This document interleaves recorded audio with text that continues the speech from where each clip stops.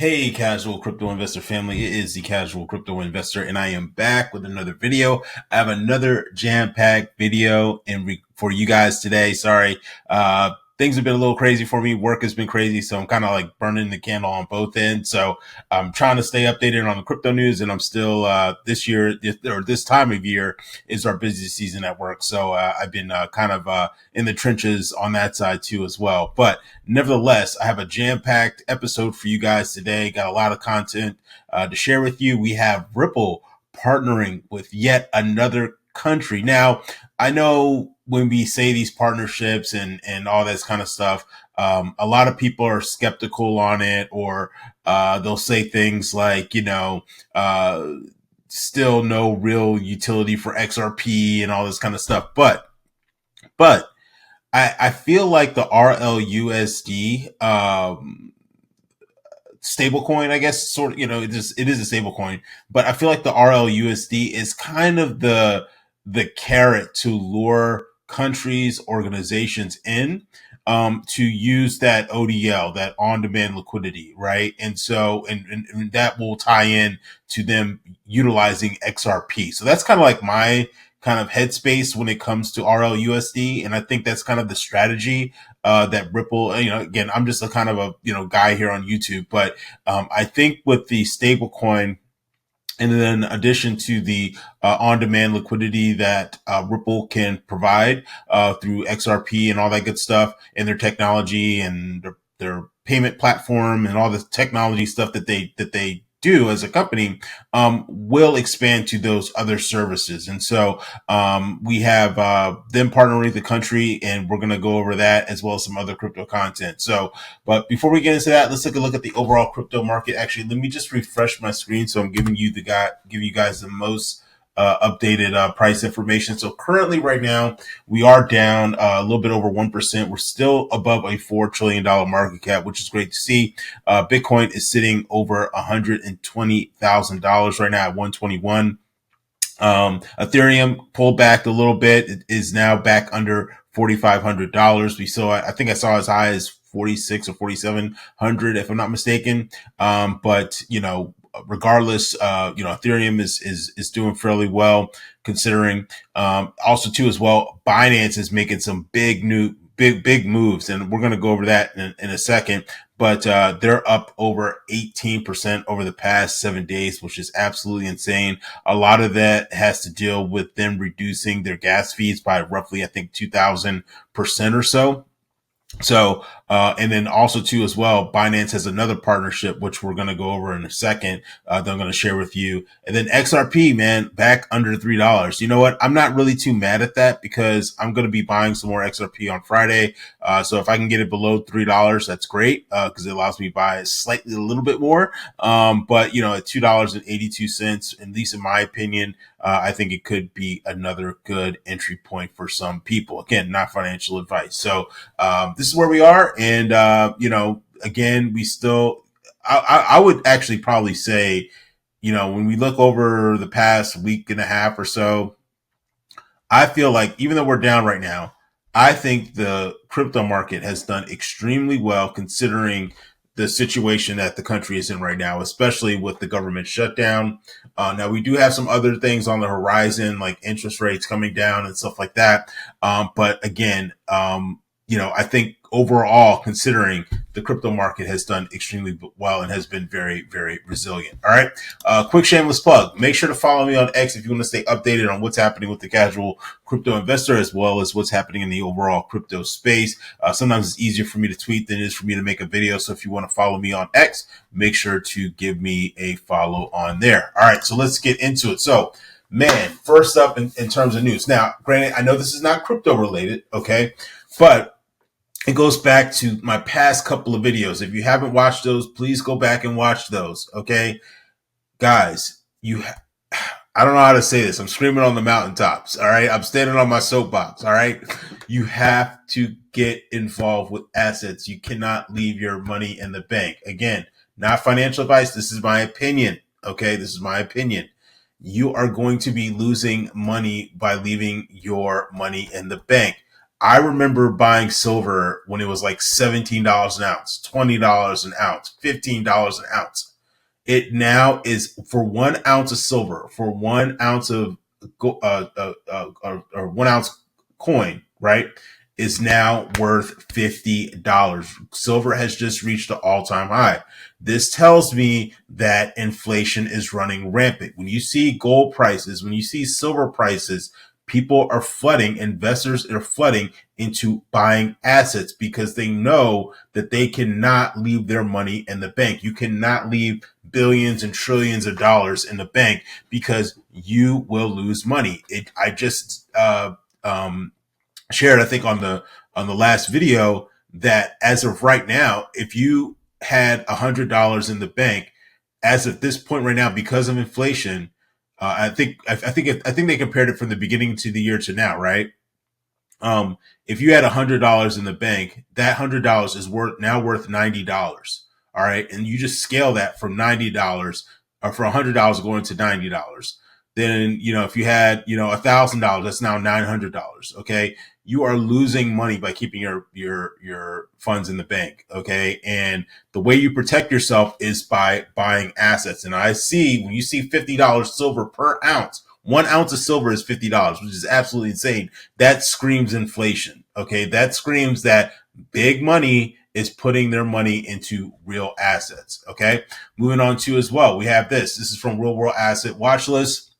Breaking: the UK is set to appoint a digital market champion to lead its national push on real world tokenization, real world asset tokenization, per Bloomberg. Okay. So again, people are moving to investing into assets. They do not want to keep their money in the bank. Okay. You're going to be losing money by doing that. And tokenization of real world assets, that is what a lot of my crypto portfolio is focusing on. So that goes back to HBAR, that goes back to XRP, that goes back to Ondo Finance, XDC, Stellar, on and on. Okay. These are the ones that are going to be, I feel, in my opinion, the kind of winning cryptos, the ones that see massive gains and massive returns. All right. Moving on to as well, going back to, I mentioned early with Binance, Japan just got got more crypto friendly. Japan's PayPay app acquires a 40% stake, which is absolutely insane, in Binance Japan to extend crypto and digital payment options. Okay. So in addition to the real world asset play, crypto in general is becoming more mainstream. And a lot of these large institutions, especially in the payment sector, okay, so the PayPay Japan or PayPal, Stripe, all these other payment systems and payment companies are looking to and getting involved with crypto because they know it's more efficient, it's more effective, they can track it, it's on the blockchain, it's more secure, all these reasons. Okay. All right. So again, the trend is slowly happening, not just here domestically in the States, but also internationally. And a lot of other countries have been leap years and beyond where the United States in regards to crypto. Now, I think the United States is doing a good job of trying to catch up, but we still have a long way to go. But again, it just goes to show you that mass adoption is coming into the crypto space. All right. Next up, too. Now, this will be massive. If you want to talk about crypto explosion, all right, and even Donald Trump has even mentioned that too as well about I guess tax incentives or basically not having to pay taxes on American-based crypto. We have Senator Cynthia Lummis. She is working to eliminate taxes on small Bitcoin transactions. Okay, so if you want to talk about a reason why Bitcoin could absolutely explode, shoot, I would be buying some Bitcoin too as well, because if that happens, then you can transaction Bitcoin and not have to pay any taxes, which would be amazing. So again, and that can maybe transcend to other cryptos too as well, or maybe American-based cryptos. So again, I'm not a Bitcoin maxi, but at the same time, I'm an investor, and you have to do what's smart. Okay, moving on to as well. Just in, 5.1 trillion asset manager State Street says 60% of institutional investors plan to increase their allocation in Bitcoin and in crypto. So that goes back to, as I just mentioned earlier, maybe they know something that we don't. Okay. But again, it's going to show you that a lot of these large asset management, financial institutions, payment companies, they're all moving into crypto. Okay. Because they know that crypto is going to be the future. It's going to be very profitable. And I think that, crypto is going to be here to stay. And a lot of times we'll be using crypto and knowing it, but a lot of the technology that's going to be coming out, I think we'll be using crypto and you won't even know it. All right. So I think it's going to be a happy medium between those two. And I think this is kind of funny. At 2024, Jamie Dimon said, "I call it the pet rock, the Bitcoin. I defend your right to do Bitcoin, but my personal advice would be don't get involved." And at the same time, JP Morgan Chase was buying Bitcoin, so it was just crazy to me that they talk on both sides of their mouth right there. All right.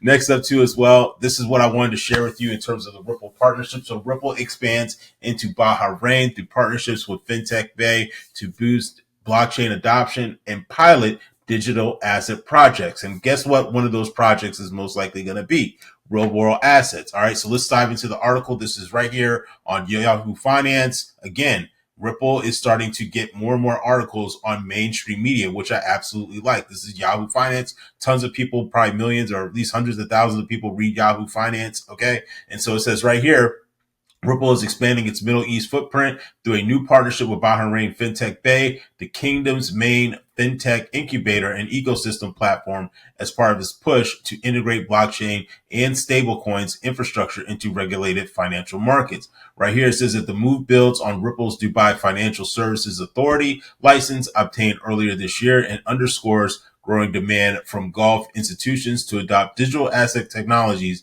under clear regulatory framework. Okay. And so it says right here that the kingdom of Bahrain has emerged as an early adopter of blockchain technology and was one of the first jurisdictions globally to regulate crypto assets, which is true. Moving on, it says, at Ripple, we look forward to working with Bahrain FinTech Bay to continue to laying the foundation for a thriving local blockchain industry, as well as ultimately offering other digital asset custody solutions and stablecoin Ripple RSD to Bahrain's financial institution. So by them being able to move payments, quicker and faster, will make their economy a lot more efficient. Moving on, it says, under the agreement, Ripple and Bahrain FinTech Bay will collaborate on pilot projects, educational programs, and local accelerator initiatives aimed at expanding digital assets. Going back to what I've been preaching before, it's all about real, RWA, digital assets, in real world assets rather, uses cases such as tokenization, cross-border payments, and stablecoin applications. Wrapping up here, it says Bahrain has long been recognized as a financial service hub, and today this legacy is being further enhanced in the digital assets and blockchain space, said Suzy Al-Zara, I guess that's how we pronounce it. Zira. Chief Operating Officer at Bahrain FinTech Bay. This partnership with Ripple reflects Bahrain's FinTech Bay's commitment to bridging global innovators with local ecosystems, creating opportunities for pilot talent development, and cutting-edge solutions that will shape the future of finance. Ripple, which operates in over 60 regulatory, has over 60 regulatory licenses and registrations globally, said the partnerships will help position Bahrain as a potential hub for compliant blockchain deployments in the Gulf region. So again, people say that, okay, yeah, they got all these partnerships, they got this partner, but guys, you got to think the long-term game. You have to, in order to grow, right, as a business, right? Let's say you offer some type of service, okay? All right. Well, before like someone gives you a referral or before you can even grow the business, right? You have to establish a relationship with your customer. All right. And then from that, you'll be able to offer and sell them on the services that you provide. And then once you do that, it's almost kind of like dating, right? You don't just ask the first person to marry you, right? You say, hey, let's go grab a coffee. Okay. Let's go see a movie. Okay. Let's go to dinner. All right. Then, a couple of days later, let's get engaged. Okay. Then let's get married. You have to build up to that. Okay. And so by them getting the licenses, establishing the partnerships is going to position them for the long term of having more fruitful relationships. And I think over time that XRP will definitely benefit from these partnerships. Wrapping up here, it says that the company's RLUSD stablecoin design for enterprises use and regulatory clarity has become central to a strategy of linking tokenized assets with traditional payment infrastructure. And again, Ripple is, in my opinion, I don't know if it's going to move all the money, but it's going to move a hell of a hell of a lot of it. So again, guys, let me know what you think about this partnership. And do I sound crazy for thinking this way, or what are your thoughts on this? I mean, do you think these partnerships are actually good, bad, or is it just hype? Let me know in the comment section down below. If you enjoy this content, make sure you subscribe, and I'll see you all in the next video. Take care. Bye-bye.